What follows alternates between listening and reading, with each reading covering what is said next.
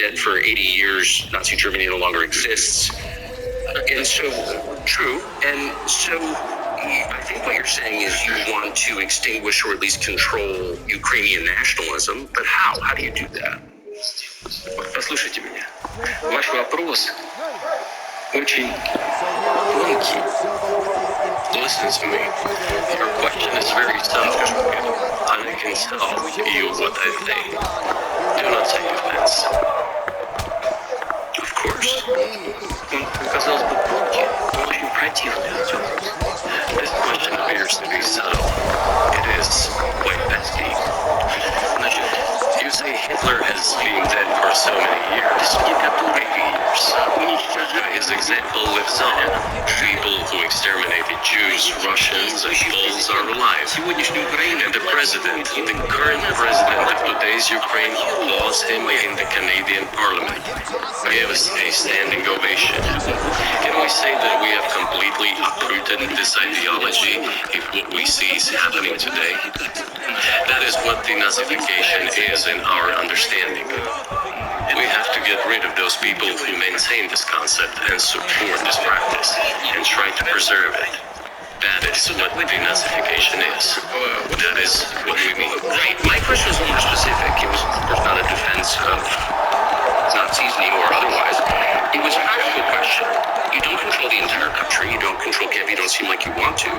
So how do you eliminate a culture or an ideology or feelings or a view of history in a country that you don't control? What do you do about that? Вы знаете, как по мне пока что странно, в ходе переговоров в Стамбуле, You know, as strange as it may seem to you, during the negotiations of Istanbul, we did agree that we have it all in writing. Neo-Nazism would not be cultivated in Ukraine, including that it would be prohibited at the legislative level. Mr. Carson, we agreed on that. This, it turns out, can be done during the negotiation process. If there's nothing humiliating for Ukraine as a modern civilized state, is any state allowed to promote Nazism? It is not, is it? That is it.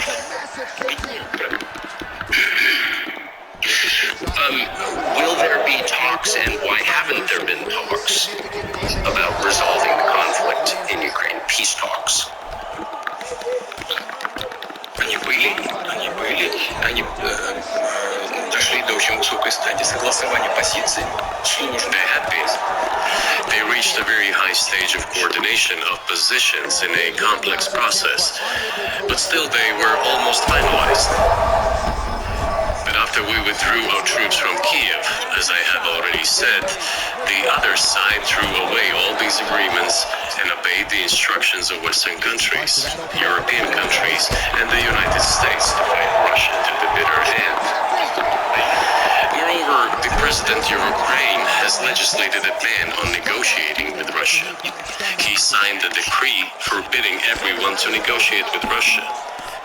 But how are you going to negotiate if he forbade himself and everyone to do this? We know that he is putting forward some ideas about the settlement, but in order to agree on something, we need to have a dialogue. Is that not right? Well, but you wouldn't be speaking to the Ukrainian president, you'd be speaking to the American president.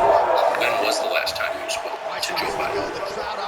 I cannot remember when I talked to him. I do not remember. We can look it up. You don't remember? No. Why? Do I have to remember everything? I have my own things to do.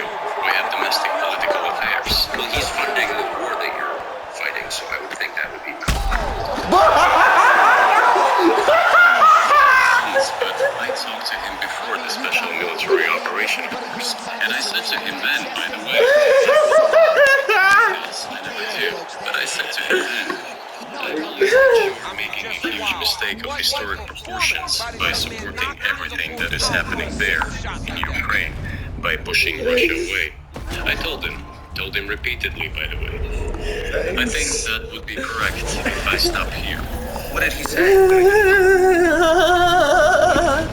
You ask him, please. It is easier for you, you're a citizen of the United States. Go and ask him. It is not appropriate for me to comment on our conversation.